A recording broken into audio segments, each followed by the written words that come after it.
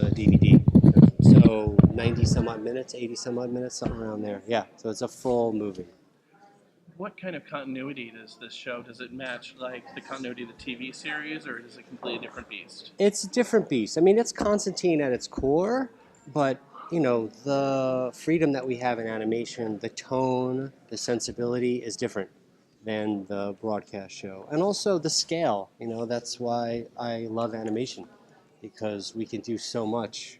It's all drawings, it's all imagination. We don't have to have anything that's practical or CG or anything. So you can even see, it's like there's a swimming pool filled with rotting bodies. That's tough to do. Well, in NBC, it's really tough to do, but on even any kind of live action, it's tough. So I gotta ask you this. I'm a big fan of the character, John Constantine, and one of the things that he's famous for, he smokes a lot. But I noticed when watching Arrow and Legends of Tomorrow and Justice Dark, whenever he tries to light up, something happens that prevents it. Yeah, why is that? It's tough. Well, there's a lot of restrictions around it. There's a lot of restrictions around smoking.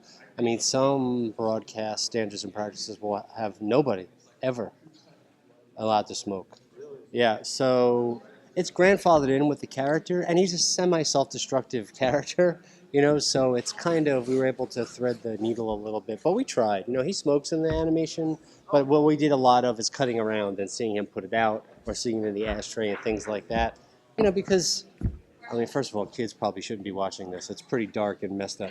But if they are, I don't know what's going to be more damaging, the eviscerating and the decapitation, or seeing somebody smoking a cigarette. But I mean, that's not for me to call, so. They can actually do this movie. Hopefully they won't do the other on their own. Yes, exactly. We hope. Is there any particular art from the comics that is adapted into the series? Yes. Some of the demons, some of the way that the magic is treated, and the way that VFX is realized, we took right from the comics, because I particularly was always a fan, and of certainly the director, Butch, and a lot of the storyboard artists are also fans, so they're very familiar with the material. So it was very important for us on the animation side to do right by the character and to kind of have that continuity with the books. So because this is a separate continuity with Constantine, Mm-hmm. do you pull from any of the other existing stuff, like some of his legends, some of his NBC show, just the dark? No, it's more the publishing route. It's more the publishing route. It's more of those classic stories. I mean, this is based on the classic graphic novel. We went back to the original Alan Moore introduction and Swamp Thing and looked at that. A couple of years ago, we had done a full-length animated film called Justice League Dark, and that's kind of where we cracked the character of Constantine in the animated kind of continuity, and it was interesting because, Batman is helping, or Justice League Dark is actually helping Batman in that film, so it's how he relates to Batman is really interesting because, Batman is a little, when it comes to the supernatural, he's a little like, I don't know, and then you have a character that's nothing but the supernatural, so it makes them both kind of confront things that they're maybe not so comfortable with. So, and Matt playing off the voice actors in Justice League Dark was great. So, I think we kind of knew then, like, oh, this is particularly well suited to animation because of the epicness of it. So with Constantine and I think Vixen, right? That's the other one. Mm-hmm. So will there be any other live action character that's going to get animated? Maybe Ollie? I hope so, yeah. I think we're thinking about it now. Like a standalone series? Mm-hmm, yeah, we're thinking about it now. Vixen was interesting for us. That was kind of the test case, and we made sure that, hey, let's cast the voice actress, and just in case it migrates live action, because it doesn't usually go that way for us. It usually starts on the series, and then we say, oh, great, let's do an animated version of this. And then we reach out to the actor or actress and say, hey, would you want to do the voice? But Vixen was the other way around. So we cast Megalyn knowing that, oh, there might be an opportunity for her to go actually jump into the live action role, which she did. And they actually used her on the show to play that role, which was fantastic. So when we went into Freedom Fighters, the Ray, we cast Russell knowing that he will take part in the crossover. I don't know if you guys saw that giant kind of crossover. We knowing that he was going to play that role. So now moving forward, I think we kind of have our eye on that. Like, well, there is this possibility, so let's have the, let's have all that ready to go just in case. But you never know. You never know.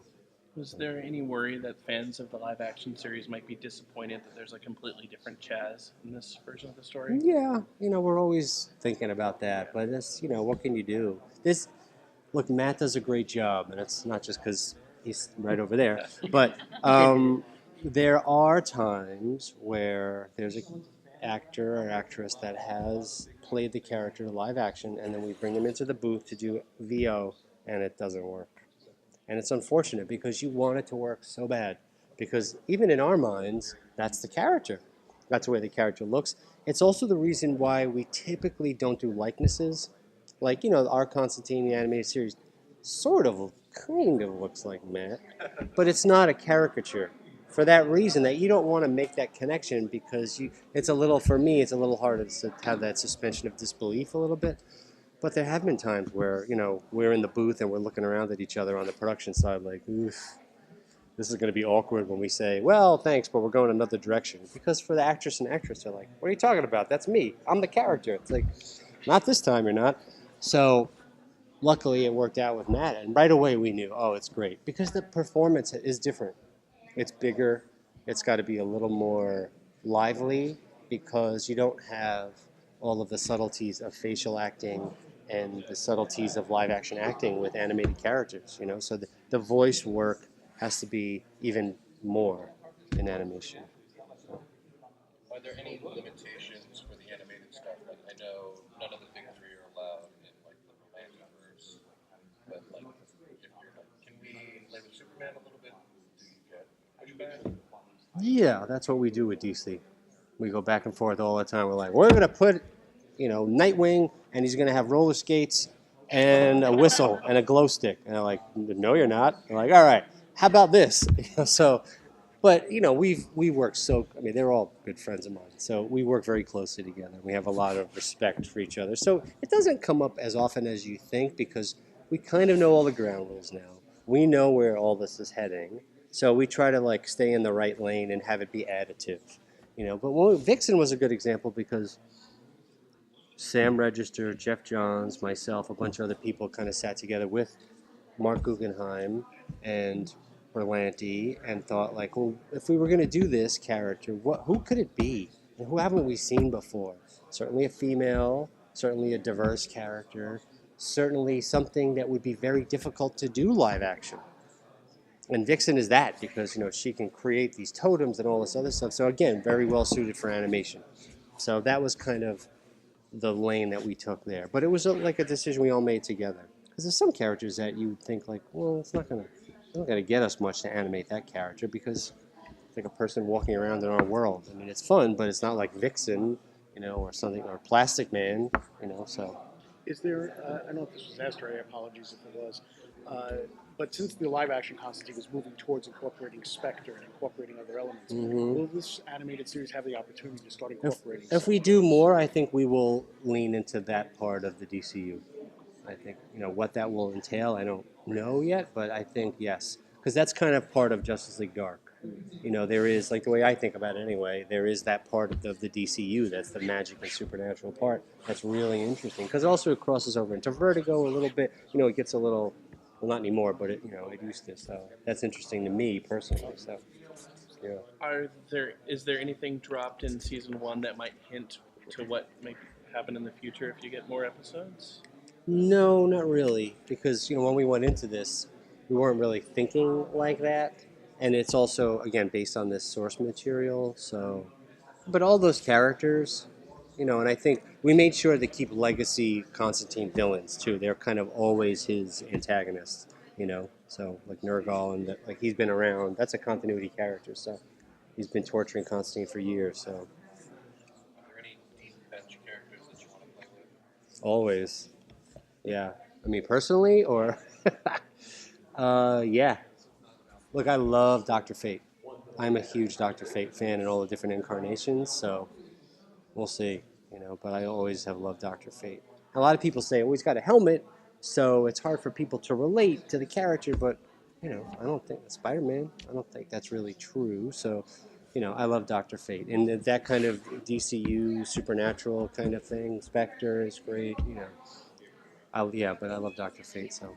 What is Constantine? What do you think it is about this character that is connected? Because it really has been growing, if Yeah, I anything, know. since the show was on the air. What do you think it is about Constantine? I think it's the anti-hero. People love the anti-hero, and that he presents as this kind of jaded, cynical, kind of detached character, but the way he's been written, the way that Matt has portrayed him, you can tell he's not, that he is invested and he is good, but he's trying to project that. And I think people can really identify with that, you know.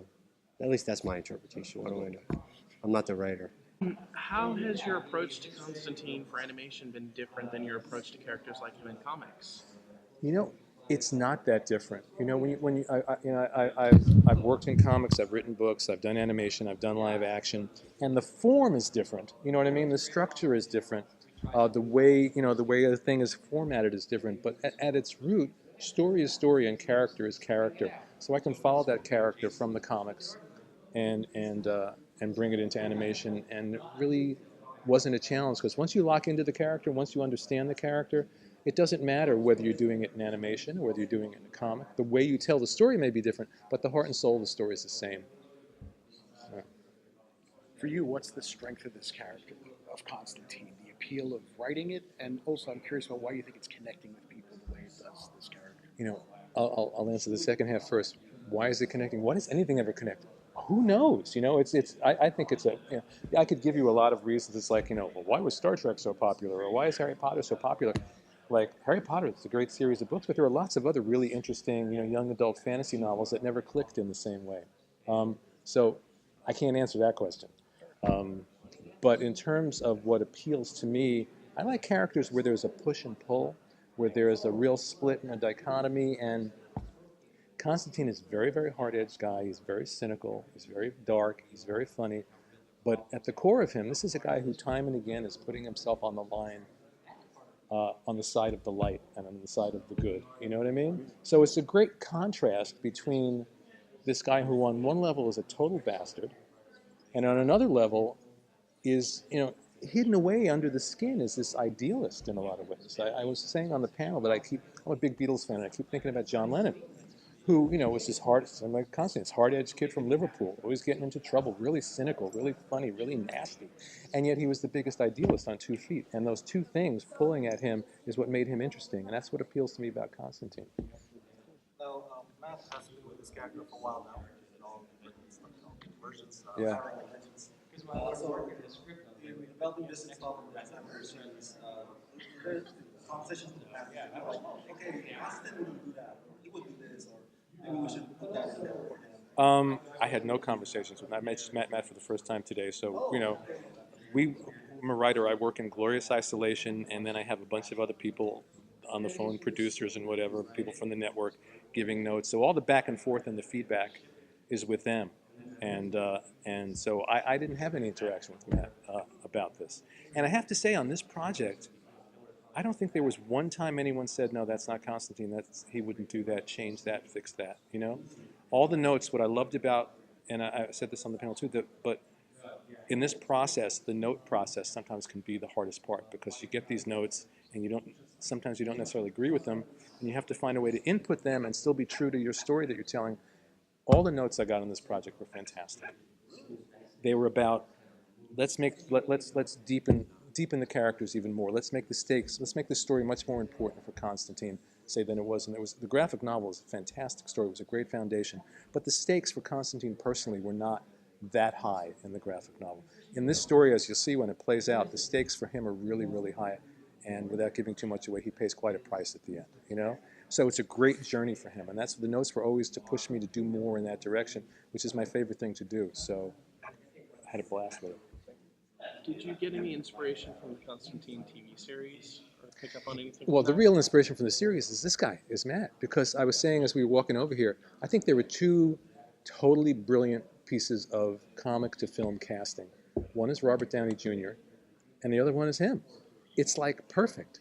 When I remember first seeing, and it's not just the way he plays it, he looks like he walked right out of the book.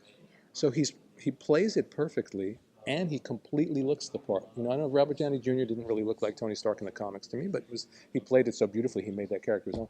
But he does both. You know, he really plays it beautifully, and it's like he literally stepped out of a panel. So it's great.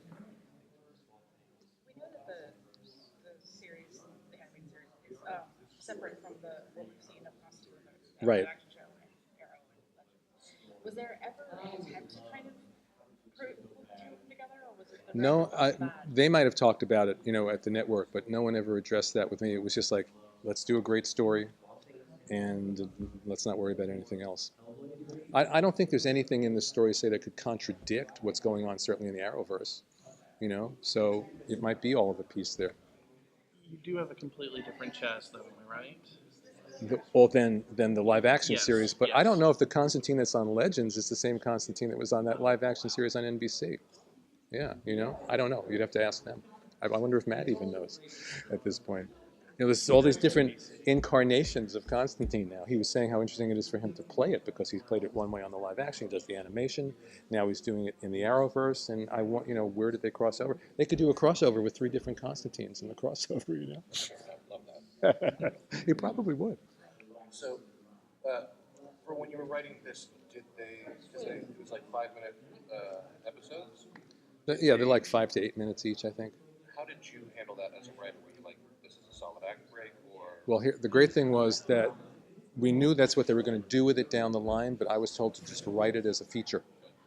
And, you know, think in the back of my mind about places where it might break, but really I wrote it all of a piece, and then after the fact we discussed where would be good places to break it. And if a story is structured right, there's always going to be these peaks, and, you know, a scene's going to end on a certain high note, which is always a great place to cut something. So, and I thought what they finally decided and worked out and cut it was they did a beautiful job breaking this up, because when I first thought, hey, just going to chop this up and make it work, and they did, and it really, really works.